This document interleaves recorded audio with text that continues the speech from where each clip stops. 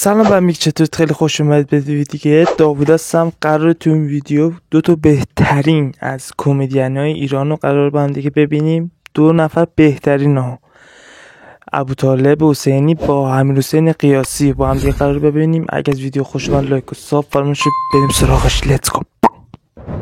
گل عوارض نداره دیگه. کجا داری تتو؟ بعد بیای سر فرصت یه روز خونه قشنگ با هم بشینیم. نقد تتو بعد نگاه کرد پایینو، بعد نگاه کرد. تو نشونم بدی؟ چرا باید بیام خونه تو تتو تو نشون؟ بپرس، سوالات بپرس دیگه. من بپرس چون اون ور نشستی. چی میزنی موادینا؟ به سر و سامون گرفتن فکر میکنی یا میخوای به این زندگی که داری ادامه بدی؟ چرا اینجوری میگی؟ نه این زندگی که داری چه جوری گفت؟ این چیز بدیه انگار. نه خیلی عادی پرسیدم. بذار یه بار دیگه میپرسم برام ببین چطوره. برو به. دوست داری سر و سامون بگیری یا میخوای به این زندگی که داری ادامه؟ جوری میپرسم مثلا 10 شب تا 2-3 صبح تو اون تایمو بیداری. نایت پرسن میگین شما؟ آره. ما البته بستگی داره که بشینیم یا نشینیم. اگه بشینیم ما هم تا صبح باید نایت پرسنیم. اگه نه که کارمندم صبح باید برم این لجندا میفهمن سر کار. صدای خودم خیلی بم و اینا. آره ولی بیس اون تنور میشه میخونم. آره خیلی نمیفهم دیگه چی میگه. دست دادی من. تنور اونا که باید تنور نون و اینا. چون پولدار بودن شوخی نداشتن خانواده. چرا؟ سال 69 69 اسم تو گذاشتن اشکان. 69 اشکال داره؟ نه واقعا اون موقع مد نبود اشکان. اشکال نداره ولی خیلی برای اون موقع اشکان واقعا خیلی کم بودن. اشکان الان هم مثلا بچهای ما یکشون پویسنه حاجی قربان اسمش توی شناسنامه. حالا ما علی صداش تو که گفتیم نتانیاهو آتش بس نمی کنیم. چی شد؟ چی شد ازگل؟ پدر رپ فارس الان تویی؟ سیناسایی؟ نه کیه پدر رپ فارس کیه الان؟ میخواه آزمایش بدیم آزمایشی الان اگه بگه بیا بخونیم من با کله واقعا باعث افتخاره. یکی از اسطوره‌های موسیقی. سیاوش حتما این برنامه رو میبینه. شگفت انگیزی هم سیاوش قمشی، سیاوش صحنه، شگفت انگیزی، سیاوش عشق، سیاوش ترابی. رفتار اون پسرم توی 25 بند میمیرم براش دیگه. اسمش چیه؟ پسره توی 25 بند دوه. اسمش دوه. اون 5 تو خیلی اهل دیس و دیسکشی نیستی؟ نه. میدونی که من برعکس علیزیا هم. علیزیا رپرها رو با هم آشتی میده، من رپرها رو با هم دعوا میندازم. تو حالا این کارو کردی؟ میخوام اولین بار این کارو انجام بدم. پی داستانی و زید و فلان و زید تو محل شماست زید؟ بله علی آباد خزانه. علی آبادی واقعا؟ چیه تو محل شما چیه؟ پارتنر چاسی پارتنر چاسی نر بگو. پارتنر.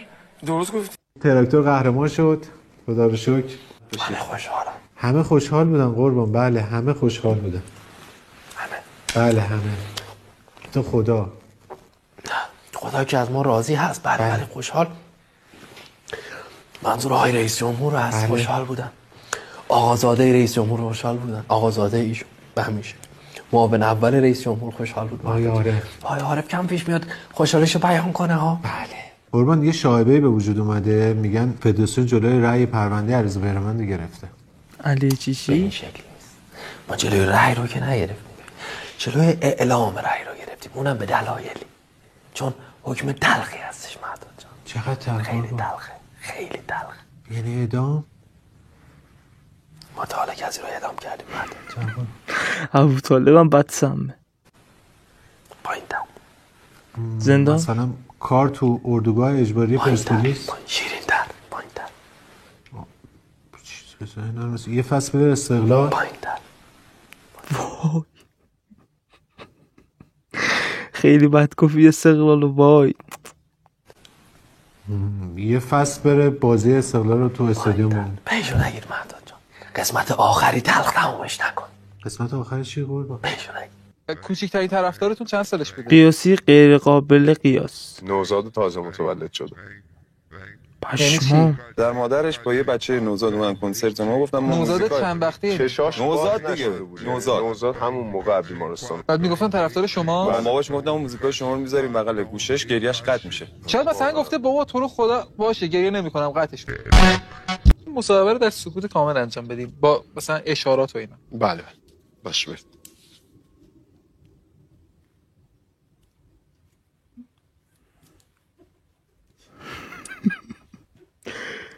اصلا چی یه بارم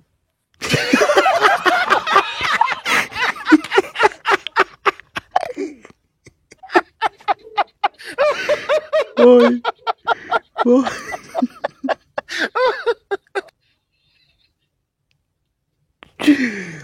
بابا این قیاسیه مثلا یه چیز دیگه است، واقعا دیوونه است تقریبا میشه گفت. هدیه ناقابلی هم برای هدیه دادن ابوطالب حسینی به سبک برنامه جعبه سیاه. لطفاً چی هست؟ زنده باشین. باز شود، دیده شود، بلکه پسندیده شود. این کفن خدمت شما تو غما استفاده کنید. آقا تهش تو برنامه کفن که همین آگهی ترحیمتون هست، فیلم مراسم ترحیمتون هست در 2 دیسک تا سوم تا خط این 40م روی. یعنی فیلم مراسم ترحیم من؟ بله بله، با چند تا دوربین به عنوان هدیه برای شما. فک و فامیل دعوا میکنن سر نوشابه و مثلا میان گوشتش سویا بود و اینا. تهش که مرگه. یه چیز خیلی خصوصی. تهش که مرگه. نخوام به مرگم فکر کنم. یعنی چی؟ این خرمای شما هست که توش خرما هم برده و گردو میذارن روش پودر ناریل کار میشه. تهش که مرگه دیگه. بچه‌ها اون تلفن رو برای من بیارید. الو رو خطیم با شما سو اسپیکره. چی شده داداش؟ چی شده؟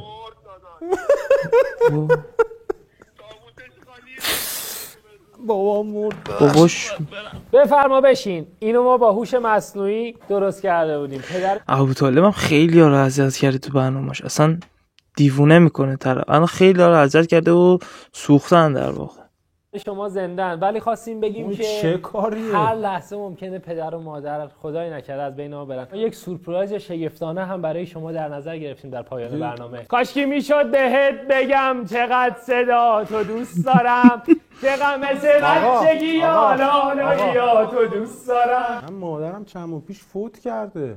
نکنه نه ایشون مادر شما نیست؟ مادرش آورده. آقا این مادر کی آورده؟ ببرید سر اینجا. میگه مادر کیه؟ عباس با حرفاش کاری کرد که قیاسی رفت زیر میز. حالت فرتوتی نرسیده من. سالیان سال همین شکلیه. خب کی به نظرت عوض میشه این چهره؟ نمیشه همیشه همینجوری بمونی که. ورزش میکنم، سالم زندگی میکنم، گوش عباس جمشیدی فر ورزش میکنه، میخورم، اگرم بخورم فقط بهش نمیگه اصلا. با بیشو این بقیه چی میخورن؟ یه لحظه گفتی ورزش میکنم من. بله. خب میشه بدون خنده بگی اینو که باور کنیم حداقل. چرا دروغ میگی آخه؟ بابا دروغ نگفت. برای انتخابات فدراسیون فوتبال آقای عزیزی خادم، آقای کفاشیان رد صلاحیت شدن. خیلی زشت شد. خیلی زشت. خیلی خواست شد. خیلی. بعد من میدیدم روزی رو که فدراسیون فوتبال به قدری بزرگ میشه، به قدری گسترش پیدا میکنه که فرزندان خودشو میبلعه. قربان شما قرار بود ثبت نام کنید. بله من رصد میکنم مصاحبه ها رو. آقای دبیر حرف خوبی زد، گفت نمیشه در 2 لباس خدمت کرد. من 2 تا صندلی و همزمان نمیتونم بشینم روش که. گفتم اونو عزیزان دیگر بشینن روش خدمت کنن، ما هم که رو همین نشستیم خدمت میکنم. آقای دبیر حرف درستی زد. میدونستی من آقای ادای کیو در آورده؟ دبیر رو هم شبی 3 ساعت میخوابیم. ایشون که خودشون قربون گفتن 3 ساعت میخوابن. خب من نمیخوابم. من شبا نمیخوابم. خدا خیرتون بده. من تازه فهمیدم قربان شما چقدر انسان کار درستی هستید، چقدر خدمت میکنید. تازه فهمیدی.